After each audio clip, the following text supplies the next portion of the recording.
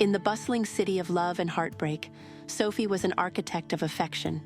She wove together the threads of lives, creating tapestries of love that often eluded her own grasp. Her latest project was James, a man as charming as he was skeptical of her trade. His indomitable bachelor spirit, like a riddle, intrigued Sophie. Sophie, with her warm eyes and a heart that pulsed empathy, met James in a quaint cafe. His eyes held an amused skepticism that clashed with the languid charm of his smile. "Do you believe in love, Sophie?" he asked, stirring his coffee idly. "I believe in connections," Sophie answered, "in the magic of two souls intertwining." James chuckled, shaking his head. "I believe in coffee, in the morning sun. But love?" He glanced at her, a challenge in his gaze. "Prove it to me." And thus, their dance began. Sophie sifted through her contacts, arranging dates for James with the precision of a seasoned matchmaker.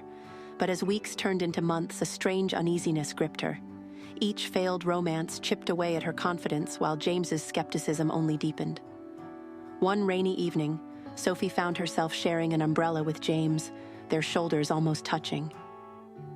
As they walked in companionable silence, Sophie felt a rush of warmth that had nothing to do with the rain.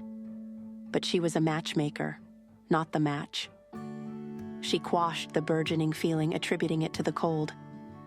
Meanwhile, James found himself increasingly drawn to Sophie's effervescence.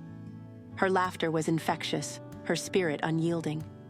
He began to question his staunch skepticism, wondering if perhaps love wasn't such a far-fetched notion. In a twist of fate, Sophie and James found themselves marooned in a cozy cabin during a snowstorm. As the snowflakes fell gently outside, they huddled around the fireplace, their bodies wrapped in a single blanket. The firelight danced in their eyes, revealing their mutual, unspoken attraction. "I've been a fool, Sophie," James confessed, his voice barely above a whisper. "Love isn't about finding the perfect match. It's about finding someone who makes you question everything you've ever known." Sophie's heart hammered in her chest. "And have you found that person, James?" He looked at her, his gaze soft but intense. "I believe I have." The words hung in the air, a confession and an unspoken promise.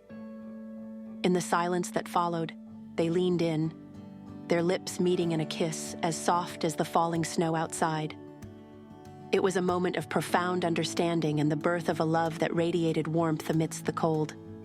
In the end, Sophie found love, not in the intricate webs she wove for others, but in the skeptical bachelor who had challenged her beliefs. And James? He found love in the very woman who had promised to prove its existence. Love, they realized, was not a perfect equation to solve, but an imperfect journey to undertake together. Sophie, the matchmaker, had finally found her match. And in the process, she had made the skeptical bachelor believe in the magic of love. Their journey, filled with self-discovery and unexpected romance, was a testament to the fact that sometimes love is right in front of us, waiting for us to open our eyes and embrace it.